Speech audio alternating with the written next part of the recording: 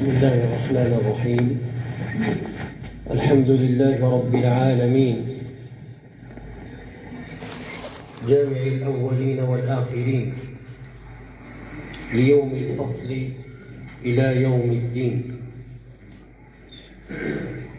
حمدا يوجب رضاه ويقتضي المزيد من فضله وأنعمه،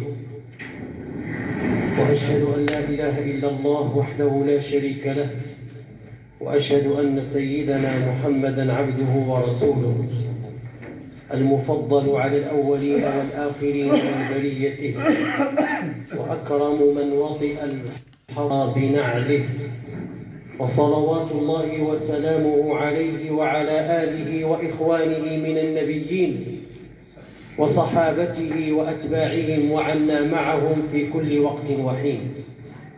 أما بعد، أيها الإخوة في الله، مع درس جديد انطلاقا من حديث صحيح، حديث متفق عليه بين البخاري ومسلم، حديث الصحابي الجليل عبد الله بن عمرو بن العاص رضي الله عنهما أن النبي صلى الله عليه وسلم قال: المسلم من سلم المسلمون من لسانه ويده، والمهاجر من هجر ما نهى الله عنه. في رواية: المسلم من سلم الناس، صفة عامة، من سلم الناس من لسانه ويده. في هذه الرواية في الحديث المتفق عليه من سلم المسلمون، يعني قيدهم وخص المسلمين بالذكر دون غيرهم. شكون هو المسلم؟ المسلم يطلق على معان كثيرة، منها المستسلم لغيره. شي واحد استسلم لغيره، هذا يسمى مسلم، يقال له مسلم. وهو في أحد التفسيرات عند قوله تعالى: قالت الأعراب آمنا، قل لم تؤمنوا ولكن قولوا أسلمنا. ما معنى أسلمنا؟ أي استسلمنا، استسلمنا لكم ولم نقاتلكم. والقول الثاني في الآية أن المراد بالإسلام الإسلام لله عز وجل، وهو الصحيح، هو الصحيح. المراد بالإسلام والإسلام لله تبارك وتعالى. ويطلق الإسلام على الأصول الخمسة. الأصول الخمسة هي اللي بينها لنا النبي صلى الله عليه وسلم حين سأله جبريل، أو حينما سأله جبريل، حديث معروف، قال له: ما الإسلام؟ قال: الإسلام أن تشهد أن لا إله إلا الله وأن محمدا رسول الله، وتقيم الصلاة، وتؤتي الزكاة، وتصوم رمضان، وتحج البيت. 5: الشهادتان، إقامة الصلاة، إيتاء الزكاة، صوم رمضان، حج بيت الله الحرام لمن استطاع إلى ذلك سبيلا. ويطلق الإسلام على السلامة، يعني أن يسلم الناس من شر الإنسان. هذا شرح رمزي مهم جدا نعرفه. قلنا الإسلام بمعنى الاستسلام، استسلام لغيره. قلنا الإسلام هو هذاك المعروف، الأركان المعروفة اللي في الحديث ديال جبريل. ويطلق الإسلام أيضا على السلامة. ما دمت مسلم، ما دمت مسلم وانت كتقول مسلم، يدل على السلامة. السلام من ماذا؟ أن يسلم الناس من شر الإنسان. فيقال أسلم بمعنى دخل في السلم، أي المسالمة للناس، بحيث أنه ما يآدي حتى شي واحد من الناس. ومنه الحديث هذا اللي ذكرت لكم في البداية، اللي كيقول فيه النبي صلى الله عليه وسلم: المسلم من سلم المسلمون من لسانه ويده. وهذه قاعدة، هذا من جوامع كلم النبي صلى الله عليه وسلم، أنه كيقول شي كلمة ولكن في طياتها معاني كثيرة جدا. من سلم المسلمون من لسانه ويده فلا يسبهم ولا يلعنهم ولا يغتابهم ولا ينم بينهم. النميمة المعروفة، وهو نقل الكلام من شخص لآخر على جهة الإفساد. أما لا كانت على جهة الإصلاح ما كتسماش هذه نميمة، كتسمى نميمة مزيانة حلال. كاين النميمة الحرام والنميمة الحلال. النميمة الحلال هي كتنقل الكلام من واحد لآخر باش تصلح بيناتهم، باش تقاد بيناتهم، واخا تكذب شوية وتزيد شي بركة ماشي مشكل، المهم غير انت باغي تصلح. ولكن إذا كان العكس هذا أمر خطير جدا. هذا هو المسلم، لا يسعى بين الناس بأي نوع من أنواع الشر والفساد، فهو قد كف لسانه. وكف اللسان من أشد ما يكون على الإنسان، لأن اللسان صعيب باش تحكم فيه. كف اللسان من أصعب الأمور اللي يمكن لك أنك تتحكم فيها. ولذلك قال الإمام الشافعي رحمه الله، قال: إذا شئت أن تحيا سليما من الأذى، إلا بغيتي تعيش مزيان هاني مهني حتى شي واحد ما يضر بك، إذا شئت أن تحيا سليما من الأذى وحظك موفور وعرضك صين، لسانك لا تذكر به عورة امرئ فكلك عورات وللناس ألسن، وعينك إن أبدت إليك مساوئا فصنها، غمضها وقل يا عين للناس أعين، وعاشر بمعروف وسامح من اعتدى وفارق ولكن بالتي هي أحسن. كلام كيفاش داير؟ غير بغيت تعيش لك هذا، لا ما تبقى تتكلم ولا تهضر، لا كلك عيوب. إلا عندك حتى اللسان حتى الناس راه عندهم الألسن، إلا عندك حتى العين حتى الناس راه عندهم الأعين.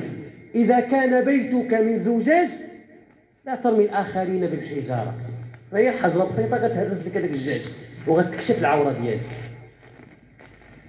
هذا كلام، هذا مأخوذ من الآيات القرآنية والأحاديث النبوية الصحيحة ديال هذا الإمام هذا. والله العظيم لو طبق الإنسان هذا الكلام هذا لا سعيد في دنياه وفي آخرته، وبالخصوص فيما يتعلق بالغيبة وبالنميمة وبالكلام في أعراض الناس، لأن الإنسان ضعيف، وهذا اللسان هذا إلا ما تحكمتش فيه راه سيؤدي بك إلى الهلاك. وشوف النبي صلى الله عليه وسلم اش قال: من يضمن لي ما بين لحييه ورجليه أضمن له الجنة. اللي ضمنتي هاد جوج الحوايج راه النبي صلى الله عليه وسلم ضمن لك الجنة، اللسان والفرج. والأشد خطورة اللسان، ولذلك النبي صلى الله عليه وسلم اش قال لمعاذ في الحديث: أفلا أخبرك بملاك ذلك كله؟ قال: قلت بلى يا رسول الله. قال: فأخذ بلسان نفسه. سيدنا النبي صلى الله عليه وسلم شد بلسانه، شد به، وقال لمعاذ: كف عليك هذا. في رواية: أمسك عليك هذا، كف يعني جدو حبسه دير ليه الجام. قال لمعاذ: يا رسول الله وإنا لمؤاخذون بما نتكلم به، يعني واش غير الله تبارك وتعالى غادي يعاقبنا على هذا اللسان اللي فيه عظم. حنا كنتكلموا بالليل وبالنهار، هذه هي اللسان، واش غياخذنا الله؟ فقال له النبي صلى الله عليه وسلم: ثكلتك أمك يا معاذ. وهل يكب الناس في النار على وجوههم أو قال على مناخرهم إلا حصائد ألسنتهم؟ خطير جدا. النبي صلى الله عليه وسلم قال له: ودي راه اللي كيأدي بالناس جهنم واللي كيكبهم على وجوههم في النار شنو هو؟ حصائد ديال الألسنة. سمى وصف اللسان بأنه اش كيحصد. تعرفوا هذيك الماكينه حصاد ودراس كتجمع كل شيء. هذا اللسان هذا تا هو بحاله يجمع كل شيء، ولكن من بعد كيمشي. اللسان الكلمة الواحدة إذا تكلمت بها من سخط الله لا تلقي لها بالا تهوي بك في النار 70 خريفا، يعني 70 عاما. تخيل انت شحال من عام وانت كتعبد الله وكتصلي وتصوم وتحج وتنفق ومجتهد وتسهر وتقوم الليل او تصوم النهار، وفي الاخر كتجي كلمه واحده كتضرب لك كل شيء بزيرو. مصيبه هذه. ان الرجل لا يتكلم بالكلمه، كلمه واحده تقدر تقولها، والعياذ بالله. شوف النبي صلى الله عليه وسلم سيد الخلق، الرحمه المهداه، كان مع زوجته عائشه رضي الله عنها في مكان، فدخلت صفيه زوجة النبي صلى الله عليه وسلم أيضا، وصفية كانت قصيرة رضي الله عنها وعن جميع أمهات المؤمنين. فعائشة رضي الله عنها ربما الغيرة دعتها إلى أن تقول كلمة، قالت له: يا رسول الله حسبك من صفية إنها كذا. كما كنديروا دابا حنا هذه إشارة كنصحبوا الغيبة غير بالكلام. الغيبة ماشي غير بالكلام، الغيبة بالكلام وبالإشارة. هي ما تكلمتش، قالت لي: حسبك من صفية إنها كذا. دابا تتكلم مع آخر وتتكلم في إنسان آخر وتشير بيدك إلى شيء أمور فيه، هذه غيبة. فقال لها النبي صلى الله عليه وسلم: لقد قلت كلمة لو مزجت بماء البحر لمزجته. قلت كلمة واحدة، هذه كلمة كتبها لنا حنا عادية جدا، ما قالت والو. بالنسبة لنا حنا راه ما قالت شي كلمة. حنا راه كنقولوا كثر، كنضلوا نتكلموا النهار كامل. قالت لي: حسبك من صفية إنها كذا. صفية أشارت إلى أنها قصيرة، يبان لكم الأمر عادي، ولكن هذه الكلمة لو اختلطت بماء البحر غتغير المذاق ديالو. فما بالك إذا كانت هناك كلمات. خلينا نعرف بالله دابا شحال من نهار، شحال من واحد دابا كيتكلم بالنهار وبالليل، وماشي غير بالنهار وبالليل، وماشي كيتكلم غير في المجالس، كيتكلم عبر هذه الوسائل اللي ولات دابا، الوسائل ديال التواصل. الناس ما بقاش عندهم الغيبه الطورات، ما بقاوش كيجمعوا كيذكروا الناس وكيتكلموا فيهم، لا، ولات الغيبه بالمواصلات، بالميساجات، بالرسائل. ولات هذاك الشيء كيبقى كيرجع في السيئات. الانسان كيموت وكيبقاو هذوك الميساجات كيدوروا، وهذاك الشيء اللي نشر كيدور. اش كيوقع كيولي يرجعوا ليه السيئات وهو في قبره.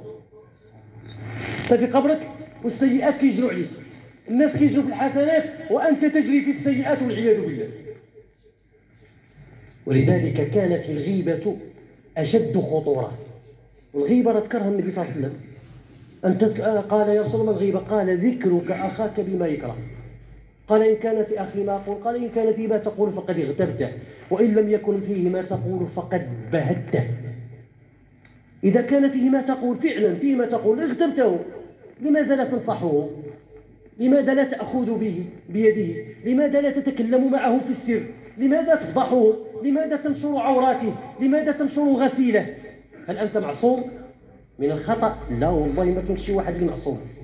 كل بني آدم خطاء، وخير الخطائين التوابون. ما قالش النبي صلى الله عليه وسلم وخير المذنبين، ما قالش وخير الناس وخير المسلمين، قال وخير الخطائين. هذا خطاء، ما معنى خطاء؟ كثير الخطأ. ومع ذلك سيدنا النبي صلى الله عليه وسلم قال بأن هذاك الإنسان اللي كيخطأ وكيتوب وكيخطأ وكيتوب وكيخطأ وكيتوب حتى كتجي الموت، هذاك راه خير الخطائين. الله عز وجل رحيم يقبل توبة عبده.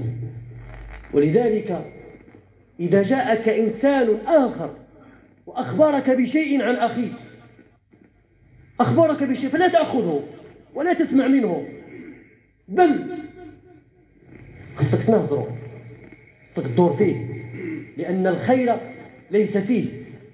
لو كان فيه الخير لما أنقل لك الكلام، بل لو كان فيه الخير لكان قد نصح ولكان قد نصرك عند هؤلاء ذلك الظالم الذي تكلم فيك. لذلك قال القائل: ومن يخبرك بشتم عن أخي، اللي كيجيب لك شي خبار ديال السوق كينقولها لك، فهو الشاتم لا من شتمك.